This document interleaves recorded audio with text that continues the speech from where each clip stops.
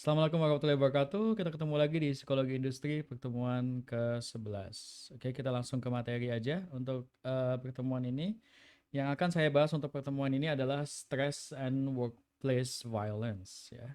Nah, understanding why certain individuals engage in workplace violence requires consideration of both their personal characteristics and stressful aspects of their work environment. Jadi, untuk mengerti kenapa seorang individu itu terlibat dalam kekerasan di tempat kerja, kita harus mempertimbangkan karakteristik kepribadian mereka dan juga aspek yang membuat mereka stres terkait dengan lingkungan pekerjaan mereka saat itu. Oke. Nah, Kinney pada tahun 95 menyatakan bahwa stressful factors atau faktor-faktor yang bisa menyebabkan stres correlated with workplace violence yang ada hubungannya dengan kekerasan di tempat kerja include termasuk being passed over for unexpected promotion. Jadi mereka harusnya dapat promosi tetapi ternyata mereka nggak jadi dipromosikan ya. Kemudian financial problems atau masalah keuangan, estranged or strained relationship with coworkers, ada hubungan yang tidak baik dengan rekan kerjanya, and a perception of being targeted by management. Jadi mereka merasa bahwa mereka itu sedang diawasi oleh manajemen. Oke, next. Nah, stressors atau faktor-faktor yang membuat stres such as interpersonal conflict atau konflik antar sesama individu can lead to workplace violence, dapat mengarah pada kekerasan di tempat kerja when they result in wounded pride or ego threats to those with high self-esteem. Jadi sebenarnya yang menyebabkan kekerasan di tempat kerja itu adalah rasa sakit hati gitu atau merasa bahwa egonya itu terancam. Semua orang punya egonya sendiri dan ada hal-hal yang bisa menyebabkan ego seseorang itu terancam gitu. Mereka merasa bahwa egonya sedang terancam atau mereka merasa tersinggung gitu. Nah, karena mereka adalah pribadi-pribadi yang memiliki high self esteem, yang memandang tinggi diri mereka. Biasanya orang-orang yang memandang tinggi diri mereka itu biasanya rentan untuk tersinggung gitu. Rentan untuk tersinggung atau rentan untuk tersinggung egonya gitu ya. Semoga ini bisa dipahamin. Jadi makanya kemudian kenapa tadi beberapa alasan atau salah satu alasan dari kenapa ada kekerasan di tempat kerja itu ada yang sebenarnya mereka merasa bahwa mereka harusnya dapat promosi tapi mereka nggak jadi dipromosikan. Nah, itu kan berarti kan mereka memandang tinggi dirinya bahwa saya ini berhak gitu atas promosi ini. Tetapi alih-alih mendapatkan promosi itu di skip gitu, tidak jadi dipromosikan gitu. Ada orang lain yang dipromosikan gitu. Nah, itu salah satu yang bisa menimbulkan tindakan kekerasan di tempat kerja. Oke, next. Nah, thus managers and supervisors should be particularly careful to avoid disrespect or verbal abuse during stressful times. Jadi, manajer atau supervisor itu harus berhati-hati dalam berkata gitu ya, dalam menyampaikan perkataan mereka, terutama pada waktu-waktu yang genting, waktu-waktu yang bisa eh, waktu-waktu yang bisa memberikan tingkat stres yang tinggi gitu. Contohnya ada downsizing gitu, sedang ada perampingan gitu, perampingan karyawan dalam perusahaan. Ini akan adalah waktu-waktu yang dinilai cukup genting gitu ya. Jadi semua orang itu menjadi sensitif. Semua orang itu takut bahwa mereka itu akan diberhentikan gitu. Nah, itu ketika mereka dalam situasi seperti itu, sebagai manajer atau sebagai supervisor, kita harus hati-hati dalam menyampaikan sesuatu ke mereka gitu.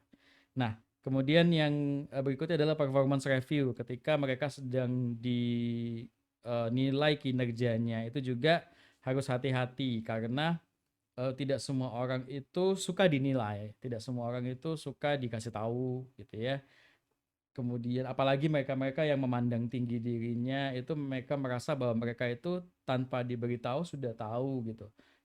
Jadi orang lain itu tidak perlu ngasih tahu mereka. Nah, orang-orang seperti inilah itu yang nantinya bisa tersinggung ketika kita tidak berhati-hati dalam menyatakan apa yang ingin mau kita sampaikan ke mereka.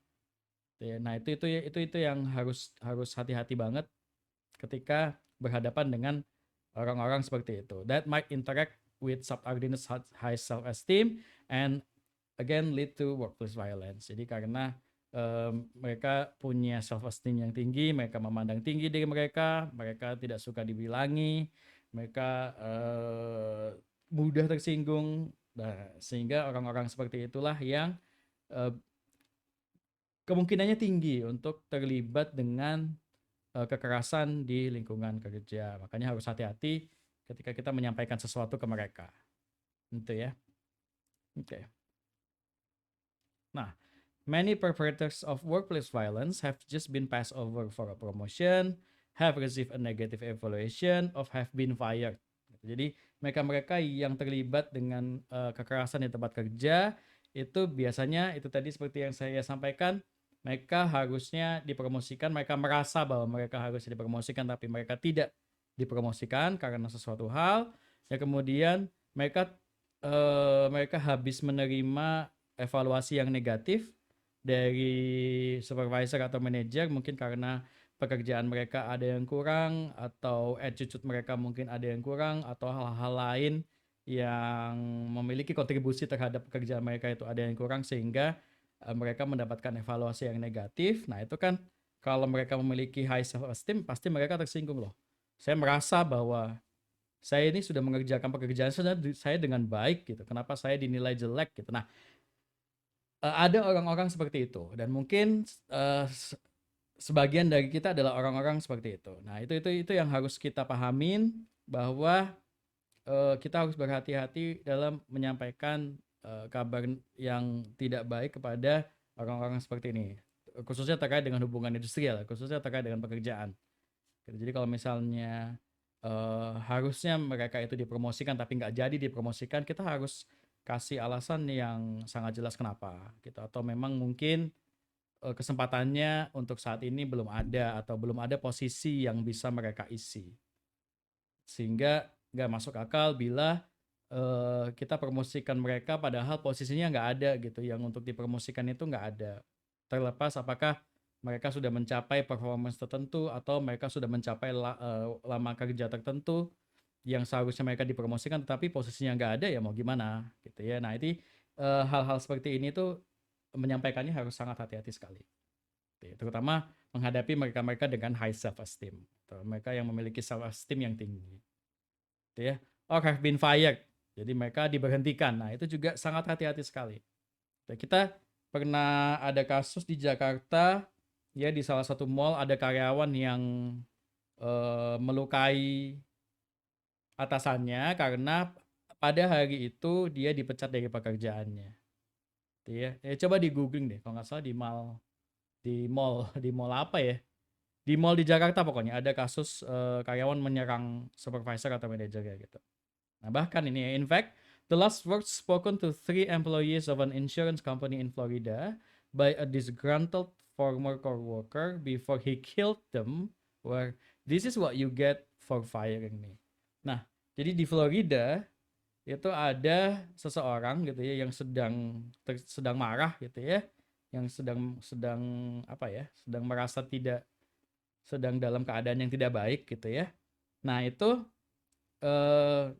dia membunuh 3 orang karyawan sebuah perusahaan dan kalimat terakhir yang dia katakan kepada 3 karyawan itu sebelum dia membunuh mereka itu adalah, "Ini yang kamu dapatkan karena kamu telah memecat saya." Nah, itu hal-hal seperti ini itu walaupun kita mungkin merasa bahwa, "Oh, nggak mungkin lah ya di Indonesia itu bisa terjadi seperti ini." Nah, buktinya yang tadi saya sampaikan di mall di Jakarta ada kondisi seperti ini. Ada karakter kepribadian seseorang yang rentan terhadap tindakan atau perilaku seperti ini. Nah, itu kenapa kita harus berhati-hati, gitu ya, dalam menyampaikan sesuatu, terutama ketika itu berkaitan dengan sebuah kabar yang kurang baik gitu. Seperti itu tadi ya, evaluasi yang negatif, kemudian mereka yang harusnya promosi nggak jadi promosi, atau kita terpaksa memberhentikan mereka karena sesuatu hal. Nah, itu kita harus hati-hati karena ini bisa eh, bisa atau memiliki potensi untuk memicu kekerasan di tempat kerja. Oke. Nah, overall ya, secara umum, they concluded that most perpetrators of workplace violence had one, ya, mereka-mereka yang terlibat dalam kekerasan di tempat kerja itu memiliki yang pertama personality disorders, ya, atau kepribadian gitu ya, gangguan kepribadian gitu ya, that made them respond poorly to stress, yang membuat mereka merespon dengan buruk hal-hal yang menyebabkan mereka stres gitu ya. Jadi karena karakteristik sifatnya gitu, karena karakteristik personality-nya, jadinya hal-hal yang bisa menyebabkan mereka stres itu jauh lebih besar dampaknya bagi mereka dibandingkan dengan bagi orang lain gitu. Walaupun ini sama-sama membuat stres gitu. Siapa sih yang nggak stres kalau mereka habis dipecat? Pasti semua orang stres. Nah, tetapi ada sebagian orang dengan karakteristik kepribadian tertentu yang akan merasa jauh lebih stres. Khususnya ketika mereka memiliki high self esteem yang tinggi. Karena mereka yang memandang tinggi diri mereka akan merasa bahwa saya ini nggak pantas dipecat. Ya, semua orang akan merasa bahwa saya nggak pantas dipecat. Tapi mereka akan lebih merasa tidak pantas untuk dipecat. Sehingga dari situ kemudian mereka rentan terhadap kekerasan di tempat kerja gitu ya, tindakan kekerasan. Nah, kemudian conflicted relationship at work nomor 2 ya, kepencet ya. Conflicted relationship at work, jadi ada konflik gitu ya, ada konflik di tempat kerja. Or yang terakhir, inappropriate and angry reactions to perceived threats to their self-esteem. Jadi mereka marah karena mereka merasa harga dirinya itu dijatuhkan, kepercayaan diri mereka itu dijatuhkan gitu. Jadi mereka meresponnya tetapi dengan buruk karena mereka memang memiliki kepribadian yang tidak bisa menghandle dengan baik ketika egonya disinggung. Jadi mereka terlalu sensitif terhadap hal-hal seperti itu, sehingga karena mereka yang terlalu sensitif, dampaknya kemudian bisa mengarah pada kekerasan di tempat kerja. Jadi dari sini kita bisa menyimpulkan tidak hanya di luar negeri ya, walaupun memang di luar negeri itu orang lebih rentan untuk melakukan tindak kekerasan, apalagi di luar sana itu kayak di Amerika misalnya senjata itu diperbolehkan gitu ya, dan banyak sekali orang-orang yang memiliki istilahnya memiliki self esteem yang tinggi di luar sana dibandingkan dengan di Indonesia. Di Indonesia tuh orangnya mayoritas gitu ya, mayoritas itu mungkin nerima gitu. Jadi jarang sekali kemudian ada orang yang dipecat terus habis itu langsung atasannya saat itu juga mau dibunuh gitu. Itu kan bukan sesuatu hal yang umum kita temukan di Indonesia. Kasus kekerasan di tempat kerja aja kalau misalnya Mbak googling itu sebenarnya tidak banyak gitu di Indonesia. Nah, jadi tetapi kita tetap harus berhati-hati terhadap mereka-mereka yang memiliki kemungkinan memiliki kepribadian seperti itu. Jadi self esteem atau kepercayaan diri gitu ya, atas dirinya itu memiliki persepsi yang tinggi atas diri mereka sendiri, itu bukan sesuatu hal yang buruk sebenarnya, tetapi itu akan menjadi hal yang buruk ketika itu diiringi dengan ketidakmampuan mereka untuk menerima kabar buruk gitu ya, ketidakmampuan mereka untuk merespon hal-hal yang bisa menyebabkan seseorang itu stres atau merespon tekanan-tekanan gitu ya, hal-hal yang memberikan mereka tekanan gitu. Nah, kalau misalnya itu dibarengi dengan karakteristik seperti itu, kita harus berhati-hati. Nah, ini kenapa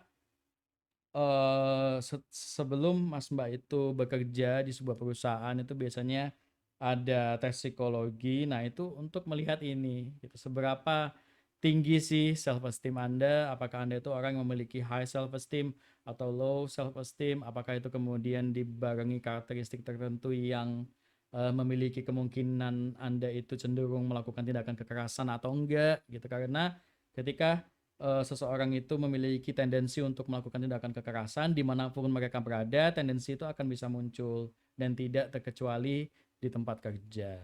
Oke. Kita next dulu aja. The typical violent worker ya. Experts in workplace violence have assembled a laundry list of possible characteristic of a perpetrator. Nah, jadi ini adalah serangkaian karakteristik dari seseorang yang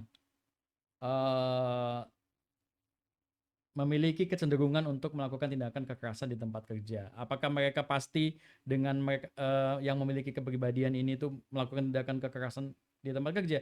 Enggak, tapi based on research, mereka yang melakukan tindakan kekerasan di tempat kerja itu memiliki karakteristik kepribadian seperti ini. Jadi kita tidak bisa generalisir bahwa ketika kita itu menemukan seseorang itu memiliki karakteristik tertentu dan karakteristik itu adalah bagian dari list yang cenderung melakukan tindakan kekerasan di tempat kerja itu kita langsung simpulkan, oh ini pasti orang ini nanti akan melakukan tindakan kekerasan di tempat kerja. Nah itu tidak bisa kita simpulkan langsung seperti itu. Cuman ini adalah beberapa karakteristik yang sering sekali muncul ketika kemudian mereka-mereka yang telah atau mereka-mereka yang terlibat kekerasan di tempat kerja itu diteliti, gitu ya.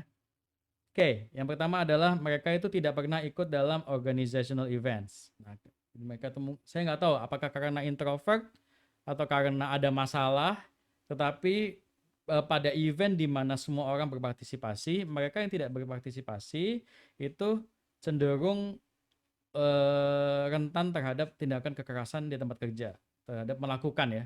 Rentan itu bukan sebagai korban, tapi sebagai pelakunya, pelaku tindakan kekerasan di tempat kerja.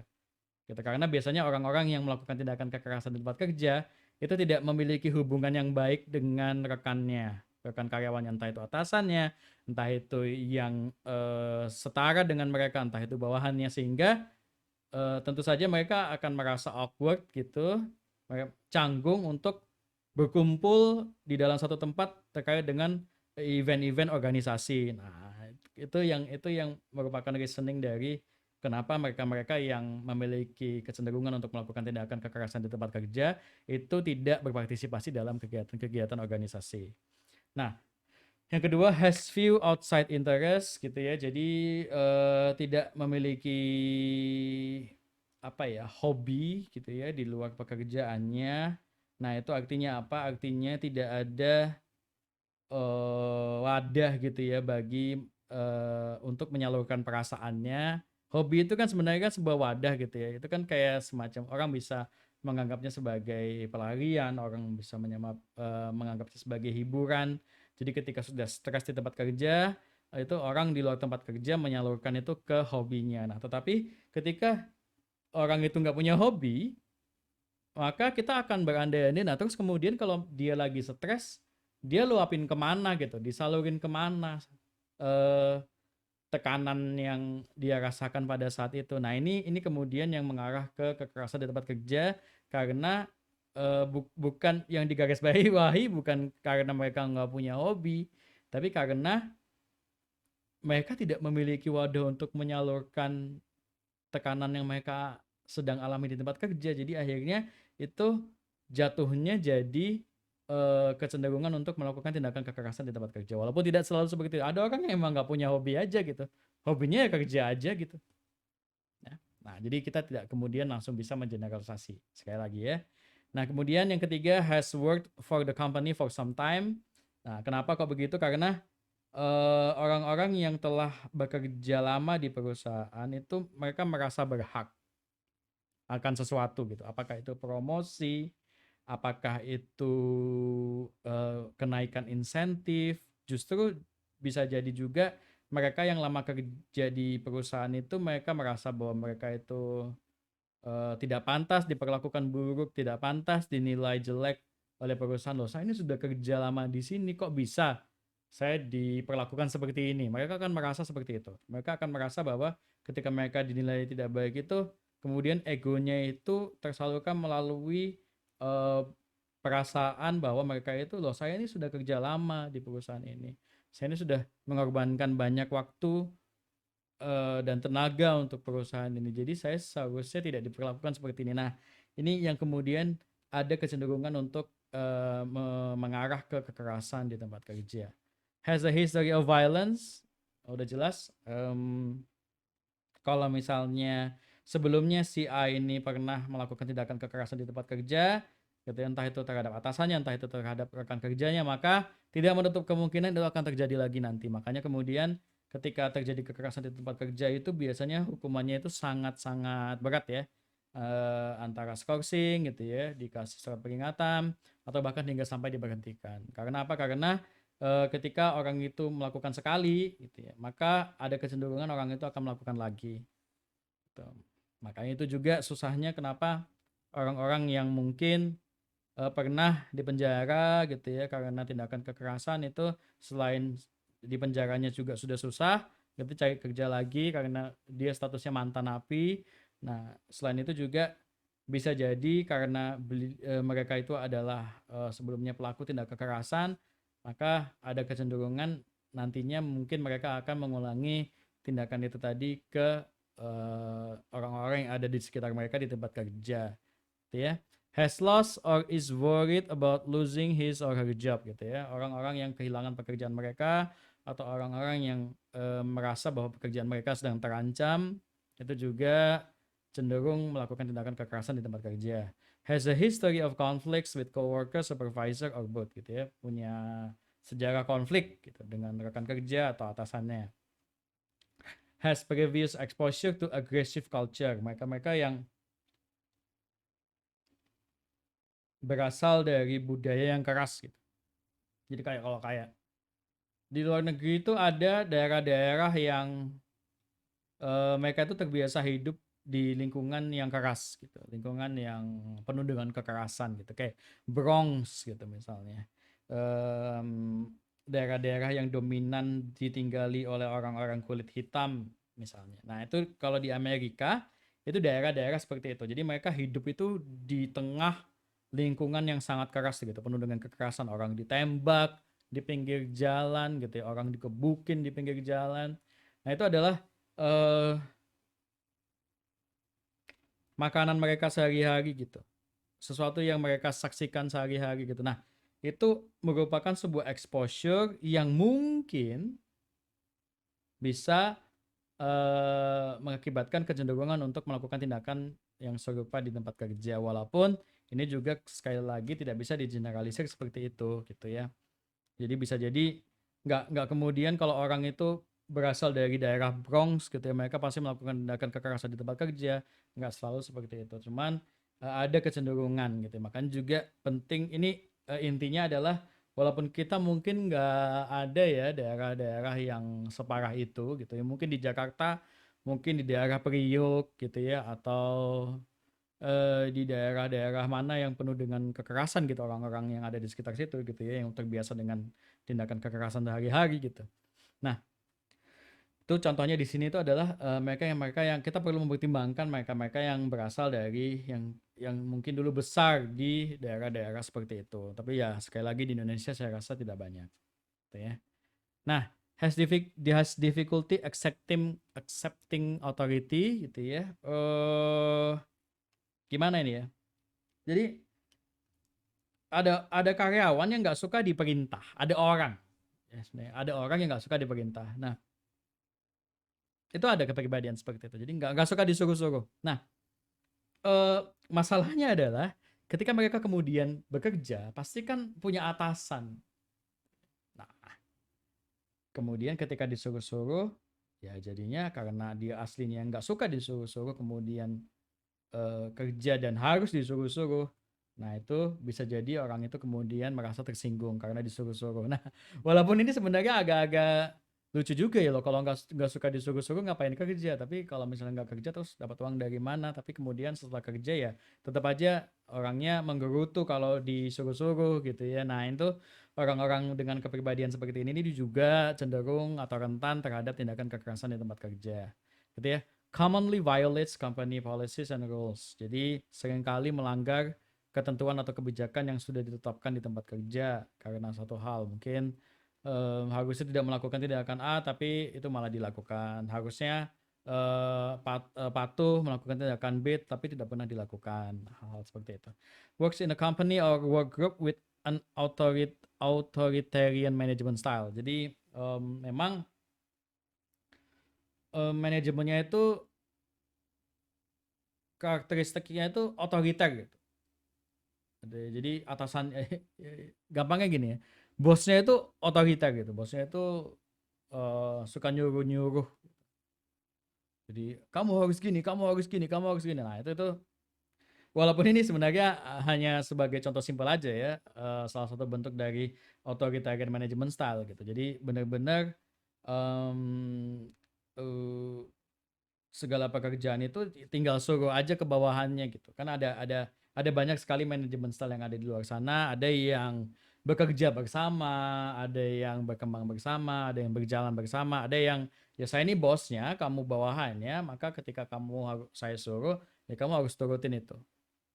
Whatever it takes gitu ya. Nah, itu salah satu karakteristik dari authoritarian management style dan mungkin bagi sebagian orang itu nggak kena di mereka, menyinggung ego mereka sehingga kemudian mengarah pada tindakan kekerasan di tempat kerja.